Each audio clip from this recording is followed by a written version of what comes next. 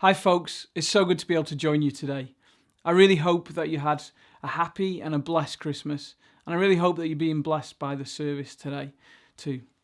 So my name's Tim Longworth, for those of you that don't know me, and I work for the Pembroke Baptist Association as Mission Enabler.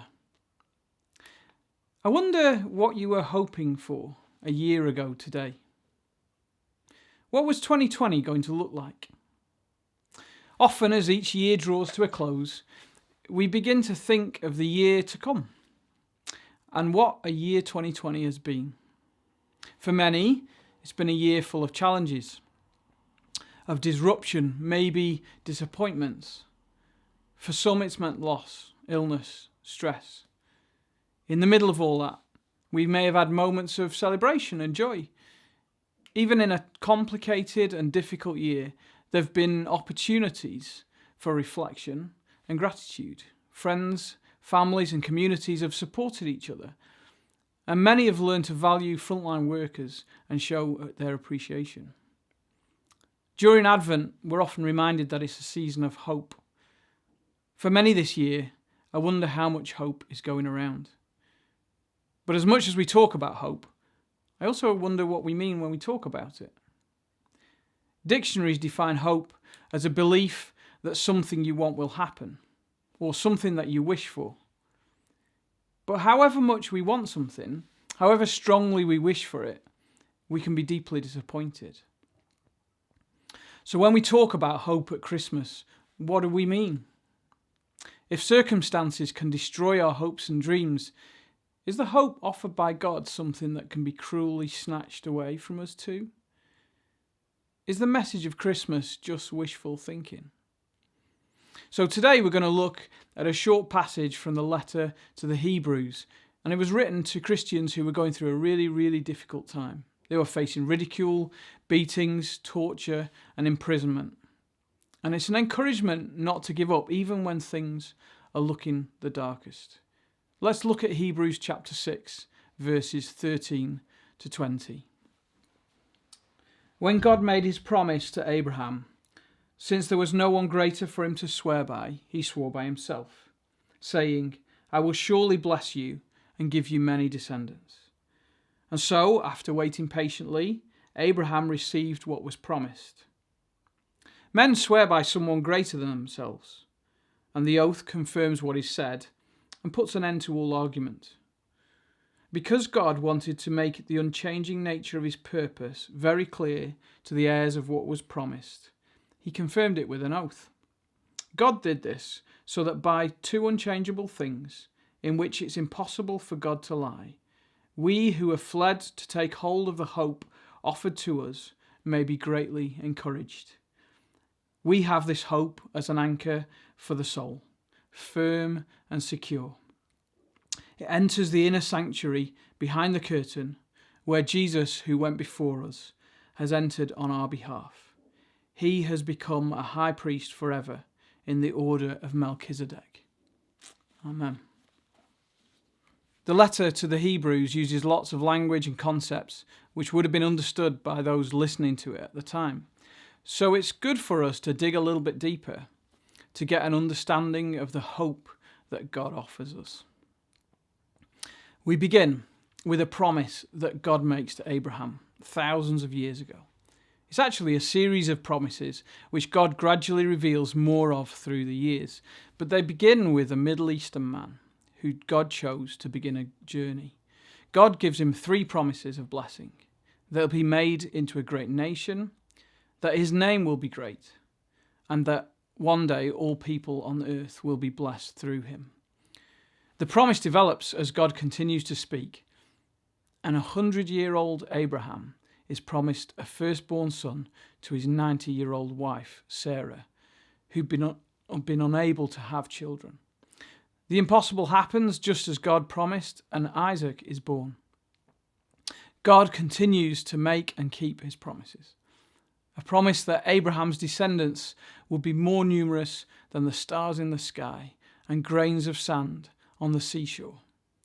He promises a specific homeland for his new nation, promises of a king, of an everlasting covenant or treaty between God and his people, and the repeated promise that one day all the nations on earth will be blessed by his offspring. Now, this isn't just a walk down memory lane, but a huge signpost to a God who is near, a God who's committed to his creation, to a God who makes himself known, and to a God who makes and keeps his promises. Thousands of years later, the writer to the Hebrews is reminding the people that God has been faithful to those promises. The escape from slavery, the birth of a nation, the establishment of a country and a king, and the arrival of the promised one who would be a blessing to all nations, signalled by a baby's cry in the dirt of an animal's feed tray in Bethlehem. And through the years and years of promises, through the ups and downs of a nation waiting for their fulfillment, that first Christmas they come to fruition. The opening verses of Hebrews put it like this: in the past, God spoke to our forefathers through the prophets at many times and in various ways. But in these last days, he's spoken to us by his Son, whom he appointed heir of all things, and through whom he made the universe. The Son is the radiance of the God's glory and the exact representation of his being, sustaining all things by his powerful word. You see, God didn't just speak to this world, but he showed up. Jesus, God come down as a human, left the glory of heaven, and he stepped down into a broken world to fulfill God's promises from the beginning and to achieve his unchanging purpose. The promised king is born to bring about the everlasting kingdom. Yet, just as Abraham was to wait patiently, in 2020 we find ourselves waiting for the final fulfillment of Jesus' return. In Colossians 1 verse 11, Paul prays for Christians to be strengthened by God's power for what? For what? Instant results? A perfect world? The disappearance of all our problems? No, he prays for them and us to have patient endurance, a faith that keeps going through a difficult time. So what point is the writer to the Hebrews making? How can we have hope in the waiting? It's simple. We can have hope in the God of unchanging purpose, perfect integrity, and faithful promise-keeping. God has proved he can be trusted. But is it enough to know that there's a God and accept that he is trustworthy?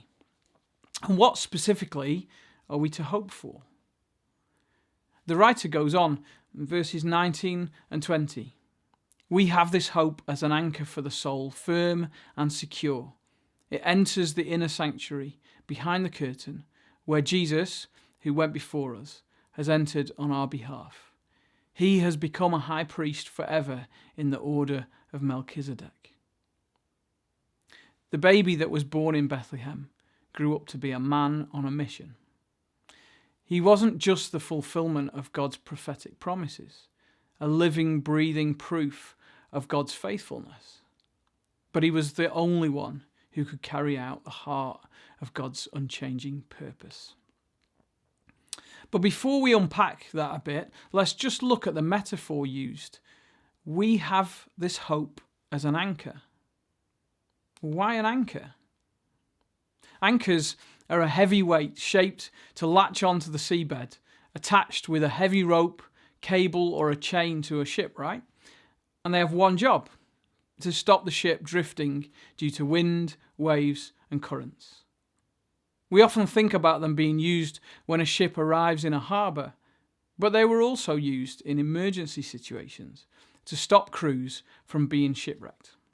You see, when a ship is battered by storms and it's in danger of shallow waters, reefs, and coastlines, an anchor needs to be steady and secure to keep them from destruction. But it's not just about the anchor. Sailors know that an anchor only works if it's put in the right place. And if an anchor drags and shifts, it's no good. It won't stop the ship from drifting. So if the hope offered here is like an anchor, where is the anchor placed in this metaphor? It's placed in the inner sanctuary behind the curtain where Jesus has gone ahead. What does that mean?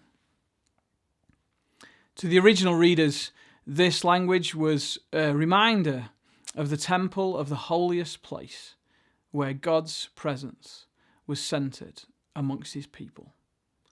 But God's holiness and purity, it was dangerous to humans who were far from perfect. So much so that only the high priest could enter it once a year on behalf of the people of Israel. And sacrifices had to be made for the nation and for the high priest to deal with their sinfulness as well as his own. Here in Hebrews, our anchor is in the very presence of God, in Jesus, the sinless one who was sacrificed for us, to deal with our sin, and who intercedes for us, who represents us and prays for us in the presence of the Father. Our hope, our anchor, the only thing that can hold us in the storms of life is a person, Jesus. Some of us will know what it feels like to be battered and bruised by those storms. Some of us may be reeling from them, feeling broken and bruised today. We may have been facing these challenges for months, even years, and we long for the storms to stop. Some of us may feel like we're aimlessly drifting through life without a purpose or direction. Others may just be longing to reach the harbour, yearning for a sense of home and belonging. God offers us an anchor that works because of where it's placed. Just over a year ago, I lost my wife to cancer, and it was devastating. Loads of people were amazed at how she was able to cope with suffering, and even when facing death. And people would say to me, well, at least she's got a strong faith. But the truth is, it's not the strength of our faith that matters. It's the strength of the one in whom we put our faith. Hope as just wishing that our dreams come true is useless. But hope in trusting in the one who keeps his promises and offers us new life, now that's something that we can be sure of. You see, this image of Jesus as the high priest is not just a metaphor. Jesus actually entered human history. He really lived, died, and rose again. The resurrected Jesus was seen by over 500 people, talking, walking, eating. People watched him ascend into heaven, and eyewitnesses told their friends and neighbours. The news spread like wildfire, and it changed the world. That news is still changing people's lives today. And so our hope is not just in a future to come, but it's grounded in the real person of Jesus Christ, who fulfilled his mission of becoming the perfect sacrifice to die in our place, taking on our sin, dealing with the problem of death once and for all, offering us forgiveness and eternal life, starting now in the presence of God. That's happened. It's done. In Jesus' words, it is finished. And it's important to remember that firm, steady anchor is based on his performance, not ours. Good job, right? So whatever circumstances we face, whatever this world throws at us, Jesus' mission has been completed, and the offer of forgiveness and a new life and a brighter future with God, that doesn't change. So our hope is not just in a God who keeps his promises, but it's in a God who shows up. In Jesus, the one who took our punishment for our sin upon himself and offers us life and life to the full. Hebrews 11 verse 1 sums up faith as being sure of what we hope for and certain of what we do not see. It's that confident, unshakable hope that we're offered in Jesus. But how does that work in our lives? What about when things go wrong? When the rug gets whipped out from under our feet? What do we wish for? If we're honest, often our human response is, get me out of here, right? We want all our problems to disappear, and we want to get back to an easier life. Is that what the Christmas message brings? You know, each year, people may find a few days to escape their responsibilities and their challenges. though for others they don't have the luxury or the privilege to do that. How does placing our hope in Jesus help us in the storms of this life? How does it change things? And what is God's purpose in 2020 and 2021? I just want to look really quickly at Jesus' prayer for his disciples in John 17, verses 15 to 18. My prayer is not that you take them out of the world, but that you protect them from the evil one. They are not of this world, even as I am not of it. Sanctify them by the truth. Your word is truth. As you sent me into the world, I have sent them into the world. Jesus' prayer is not that we be removed from the difficulties of facing a life in a broken world, but for three things. He prayed for our protection. He prayed for our sanctification, and that means that our behaviours continually transformed so that we think and behave more and more like Jesus. And he prayed for us to be sent into the world just as he was sent into the world. You see, when we're facing the toughest time of our lives, it's really easy for our world to seem to collapse around us. And our focus in those times easily slips inwards, right? To dwell on the effect it's having on ourselves. It's human nature in those moments for us to become more focused on self or on our closest loved ones. But we can lose sight that just as Jesus had a purpose, so we too have been given a purpose. As Christians who've been given a new identity and a new life, we're not of this world, but we are sent into this world, holding on to the hope of Jesus and holding out the hope of Jesus to others. In the middle of the storm, we're sent to help others facing those storms too. But we can only help if our anchor is firm and secure, right? If we're battered about by the waves and lose our way, how can we help others? Or if we lose sight of our mission, are we even thinking about helping others? There's a beautiful picture in Philippians 2 verses 15 and 16 of Christians shining like stars in the universe, holding on to and holding out the word of life. That's our mission, even in the middle of the worst storms. So our confident hope, which can be unshakable, steadfast and sure in Jesus, it allows us to remember our mission to hold out that hope to others who so desperately need it. So what about us? What do we put our hope in? Is our hope wishful thinking, longing for our dreams to come true? Or is it confident assurance in the God who keeps his promises, the God who shows up, and the God who invites us into his presence, forgiven and made new? Remember, our hope is only ever good if it doesn't depend on the strength of our hope, but the strength of the one in whom we put our hope. This hope, it keeps us steady and firm in the toughest of times. Groaning and hope are not incompatible, but hope in Jesus not only pulls us through, but it allows us to help others in those storms too. If you're not confident in your hope today, are you ready to take a closer look at the hope offered by Jesus? And if we are confident in our hope, what are we going to do with that hope as we're sent back into the world? We have this hope as an anchor for the soul, firm and secure. May you be blessed and encouraged this week by the light and the truth of Jesus. May you be filled with the confident, assured hope.